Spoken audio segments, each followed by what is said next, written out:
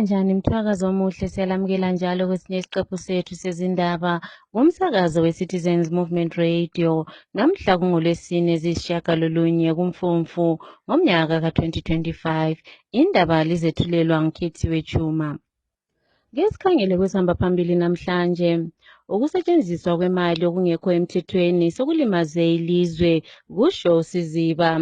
Amalunga edale lephalamende asephoqelwe ukuba baziveze ukuthi bame ngaphi ngodaba luka-2030. Ukwephulwa kwamalungelo abantombazana kuwephula amalungelo afakwe umhlaba wonke jikelele kusho ilunga ledale lephalamende. Nanzi indaba zethu ngokugcweleyo.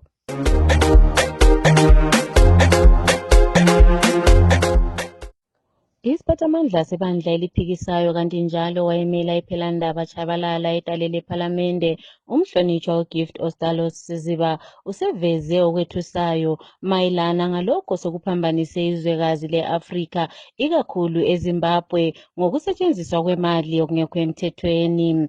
Umhlonitshwa uSiziba lo wase-South Africa lapho kuhlanganyele khona abathungameli abaziwayo abafana lalo wayengumongameli kwele-South Africa uThabo Mbeki emhlanganweni oqhubekayo owe-Pan-African Conference lapho kuhlaziywa ngezemali kanye lezomthelo lapho kubikwa ukuba izwekazi le-Afrika lilahlekelwe imali engange-68 billion ngenxa yokusetshenziswa kwemali okungekho emthethweni. Ephosela emakhasini akhe okuxhumana uSiziba uthe iZimbabwe ilahlekelwe imali engange-32 billion phakathi komnyaka ka-2000 kusiya kumnyaka ka-2022. Uye wathi isisombululo salolu dubo lokusetshenziswa kwemali ngokungekho emthethweni kungaqedwa ngabathungameli bezwekazi lase-Afrika. Amalunga edale lephalamende asephiwe inselela yokuba baphumele egcekeni lapho abami khona ngodaba luka-2030. Lokhu kuye kwakhulunywa isiphathamandla sebandla eliphikisayo kanti njalo engusodolobha wakobulawayo uDavid Coltart othi amalunga edale lephalamende kumele akhethe ukuma labantu iloba ukuba bathengise amavoti abantu ngokusekela u-Emmerson Mnangagwa lo osehlose ukuba ahlale esihlalweni kuze kwedlule umnyaka ka-2028. Lo owemela iLobhengula Makwekwe edale lephalamende umhlonitshwa u-Eric Kono uye waxwayisa ukuba izakhamizi zingakhangeleli okuningi okuvela kumalunga edale lephalamende ngoba iningi labo abazazi labakhona. Ake sizweni uGono ekhuluma.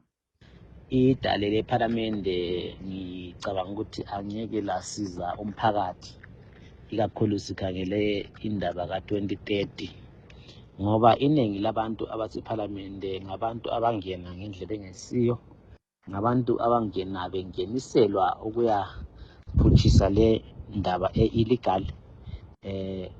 iZANU-PF yahluleka ukuthola i-2/3 majority kwasokukhethwa ke laba abazakalayo ukuthi ngeke beze besekele ubuhlanya obunjalo bakhitshwa ke ephalamende kwafakwa abacabangelwayo ukuthi bazasapota ibandla leZANU-PF kulokho abafuna ukuthi bekwenze.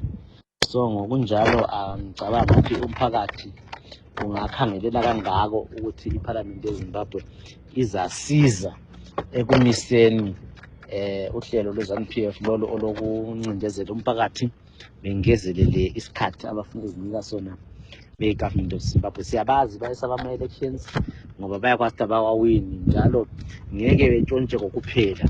So yikho befuna ukungezelela i-term yabo, but-ke umphakathi ulawo amandla okumisa lokhu ngokuziqoqa nje njengabantu siyaleni siyimbumba, but singamelela idala lephalamende amboni kuphumelela ngoba iParliament of Zimbabwe eyakhathesi leyi sigcwele otsotsi abavele bangena ngendlela engayisiyo. Omela umama esabelweni seMashonaland West edale lephalamende umhlonitshwa uMutha Mrombetsi usethe ukwephulwa kwamalungelo abantwana abangamantombazana kuyikwephula amalungelo omhlaba wonke jikelele. Uye wakhuluma ephalamende izolo. Umhlonitshwa Mrombetsi ukhale kakhulu ngokwephulwa kwamalungelo amantombazana ikakhulu kwele Zimbabwe iloba sokubanjwe imihlangano eminingi ukuze kunanzelelwe amalungelo abantwana abangamantombazana. Ake sizweni umhlonitshwa Mrombetsi ekhuluma. Thank you very much. And coincidentally, the world yesterday marked the International Day of the Girl. And let me be clear, violating the rights of girls is not just a moral failure, it is a violation of international law. Why do I say so? Zimbabwe ratified powerful treaties that demand that we protect our daughters, our girls. Number one was the Convention on the Rights of the Child. We've got the African Charter on the Rights and Welfare of the Child. We've got the Convention on the Elimination of all forms of discrimination against women. We've got the famous Beijing Declaration and Platform for Action. We've got the SADC model law on eradicating child marriage. These are very powerful promises, and they are not just signatures on paper. They are promises to protect every girl from rape, abuse, forced marriage, and exploitation. But what do we see today? We see girls being raped in plain sight. There's a girl, for example, who was raped at Rizende bus terminus in a combi in broad daylight. We see girls being raped by men they know, sometimes by relatives. We see families hiding the truth. We see child marriage dressed up as a religion, as culture. We see silence where there should be outrage. Let me say this again, please. Child marriage is a rape. No girl under 18 can consent to that. No tradition can justify it. And no adult should escape accountability. This is not just about laws. It's about enforcing the laws that we have. It's about leadership. It's about building a Zimbabwe where every girl can walk free, speak loud, and dream big. So we need to ask ourselves to stand up for our girls, to speak out, to protect, to report, and to act. Because when we protect our girls, we protect our nation. Emadabukakusa namhlanje i-Israel kanye le-Hamas benze isivumelwano kuhlandla lokuqala lokukhumisana umlotha ngempi yaseGaza. Lokhu kuye kwamenyezelwa ngumongameli waseMelika obengumlamlankunzi ekukhumisaneni umlotha. Lesi sivumelwano siza kuqala maduze kanti njalo kuzakwenza ukuba kumiwe ukulwa kukhululwe iziboshwa ezibanjiweyo kwele-Hamas kanti njalo i-Israel iza kukhipha amanye amabutho kwele Gaza. Lesi sivumelwano nxa singaqhubeka ngendlela abavumelane ngayo kuza kuqeda impi le eqale ngomnyaka ka-2023 ngoMfumfu. Kusenjalo abathungameli umhlaba wonke jikelele sebesamukele lesi sivumelwano abathi sesiza kuletha ukuthula phakathi kwe-Israel kanye le-Palestine kanti njalo sebethembise usekelo lokwakha kutsha i-Palestine le esibhidlizwe yi-Israel. Unobhala jikelele wenhlanganiso ye-United Nations o-Antonio Guterres uye wasamukela lesi sivumelwano sokukhumisana umlotha. Ukhuthaze ukuba kakulandelwe yonke imigomo ebekiweyo egoqela ukuba kukhishwe bonke abantu ababotshiweyo lokukhomisana umlotha unomphela kanye lokuvumela usizo ukuba lungene eGaza. Uye wagqugquzela njalo ukuba inhlanganiso ye-United Nations iza kusekela yonke imizamo eyenziwayo ukuze kwakhiwe kusha.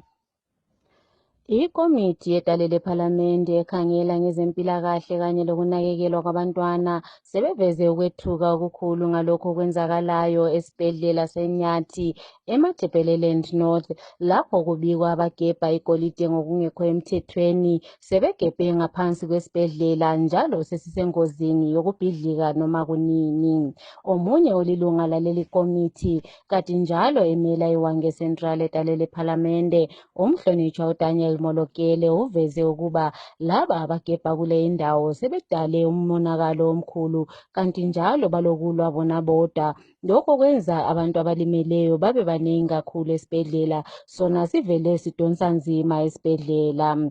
Umolokele uye wathi ikomiti liza kubhala umbiko elizawethula ephalamende kanye lakungqongqoshe wezempilakahle ukuze bananzelele nxa sokuhlelwa imali ukuba kuhlelwa njani. Ake simzweni ekhuluma. One of the things that we found at Tinyat District Hospital is that Amakorokoza are now doing their artisanal mining right under the hospital grounds. So they used to do it outside. Now they've gone under. So there is risk that the infrastructure might collapse because of the pressure of the mining right underneath the hospital. This is lawlessness that the government needs to address. Also, that the main issue that patients come for is fiscal wounds, mostly from the Makorokoza. There's a lot of violence happening there.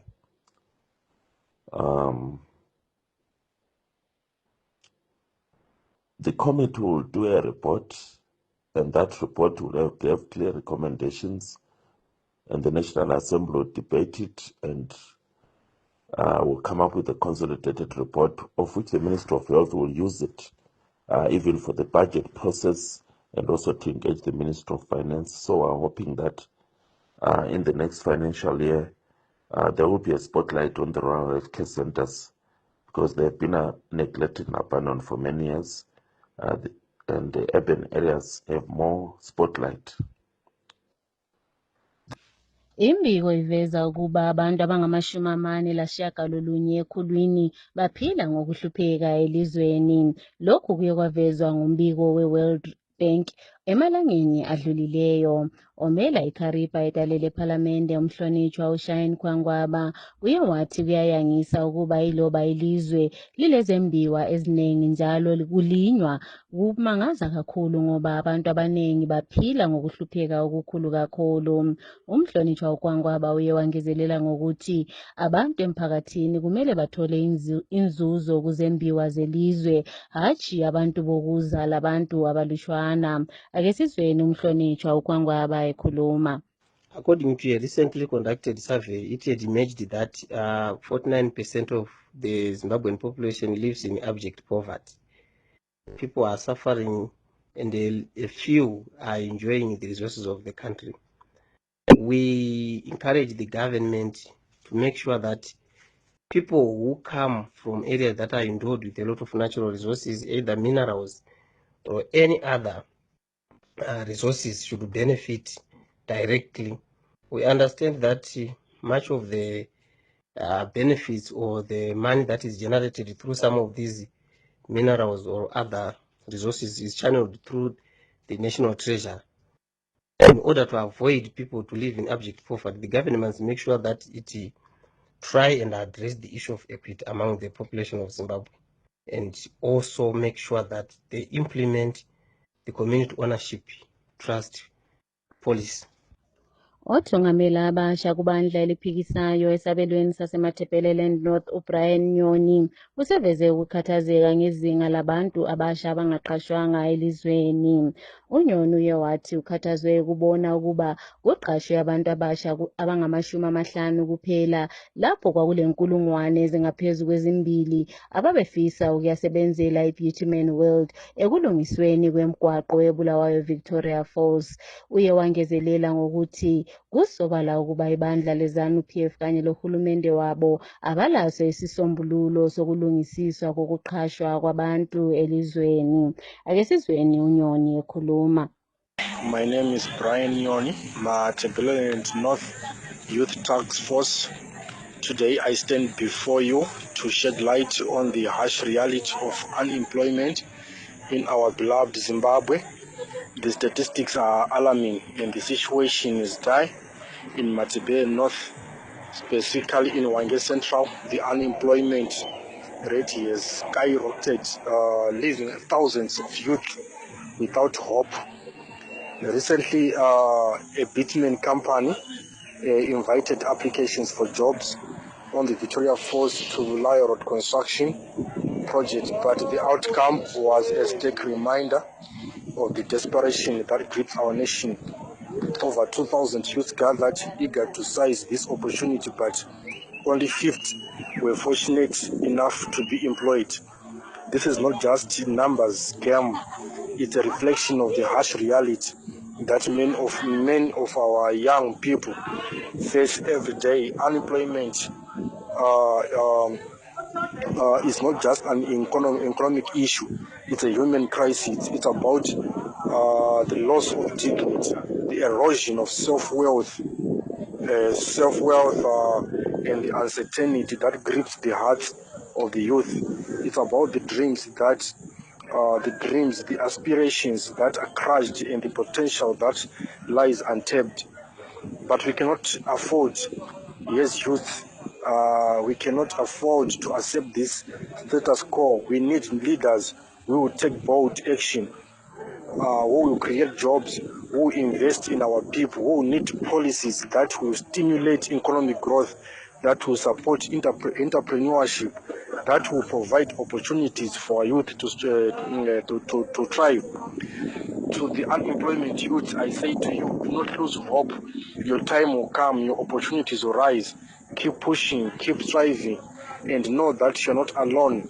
To the leaders, I say we need action, not words. We need policies that will address the roots of unemployment, that will create jobs, that will give our youth a chance to succeed. Let us work together to build a bright future for ourselves, for our children, and for the generation to come.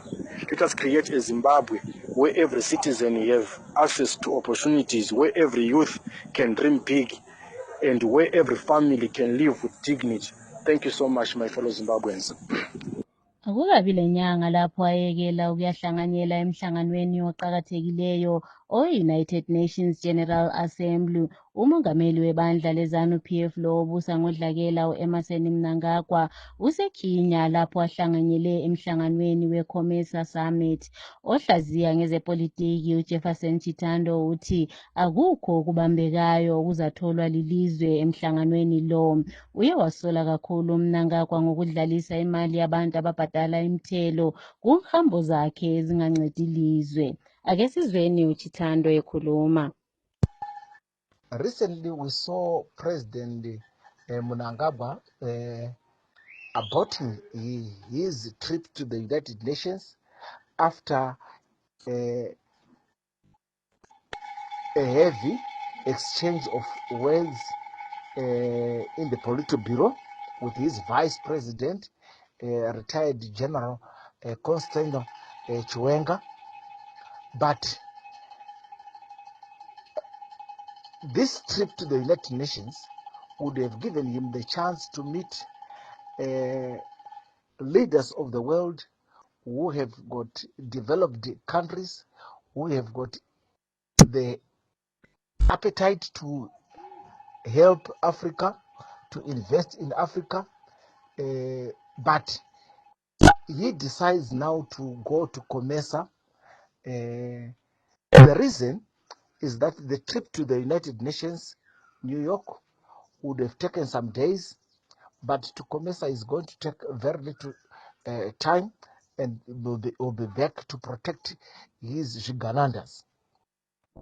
There is virtually nothing which has come out of COMESA meetings. It's an organization of dictators of Africa who meet to enjoy, eat, marry, and celebrate nothing, talk shows. That's what we know about COMESA. So the people of Zimbabwe should not expect anything tangible which is going to come out of COMESA. Rather, the president should have gone to the United Nations to meet other leaders who would have helped Zimbabwe, but because of power, he couldn't do that. Ikhansila lakobulawayo kwa-26 uMpumelelo Moyo uye waphiwa isibambiso sama-200 edolweni leMelika yinkantolo ephezulu izolo ngemva kokuba ephikise isigwebo sakhe. UMoyo wagwetshwa inyanga ezili-12 ngemva kokuba etholakale lecala lokusebenzisa ihofisi yakhe budedengu. Kubikwa waphiwa imfumba ye-20,000 edolweni leMelika yinkampani eyayisaziwa ngokuthi Lebanon Investment ukuze le inkampani iphiwe indawo yokwenza isamende. Ugatsha lwezempilakahle kanye lokunakekelwa kwabantwana luphakathi komkhankaso elizwe lonke jikelele lokuhlaba abantwana bevikelwa indingindi kanye lokuthontiselwa uvitamin A. Abazali bayakhuthazwa ukuba bahambise abantwana abaphakathi kwenyanga ezishiyagalolunye leminyaka emine kusiya eminyakeni emine lenyanga ezilishumi emakliniki aseduze ukuze bayehlatshwa mahara. Umkhankaso lo uphela kusasa kusihlwa. Iqembu lama-Warriors liye lazilungiselela ngokwesithathu njalo enkundleni ye-Moses Mabhida kwele South Africa izolo. Iqembu leZimbabwe lisemsileni kanti njalo likhangelele ukuba lidlale le-South Africa kungekho kutheni abakudlalelayo. Ukapteni wama-Warriors uMarshall Munetsi uzwakale etshela onozindaba ukuba lo umdlalo bazawusebenzisa ukuze balungiselele imidlalo ye-AFCON ekhangelelwe ukuba idlalwe kwele Morocco ekupheleni komnyaka. Emidlalweni ye-Africa World Cup qualifiers edlalwe izolo kusihlwa, ilizwe leGibhithe lidlulele phambili ngemva kokuba linqobe iDjibouti 3-0, kanti iLibya yona leCape Verde zibe ngutshikilobhanqa 3-3, osokubenze badlulela phambili kanti njalo baphezulu ngamaphuzu amabili. Emidlalweni yesibili, iCameroon iye yanqoba iMauritius 2-0, i-Ethiopia yona inqobe iGuinea-Bissau 1-0. Amaqembu amabili kawasadlulelanga phambili. I-Eswatini kanye le-Angola zibe ngutshikilobhanqa 2-2, kwathi iGhana yona yanqoba i-Central African Republic 5-0. iMadagascar iye yanqoba iComoros 2-1, kanti iBurkina Faso yona inqobe iSierra Leone 1-0.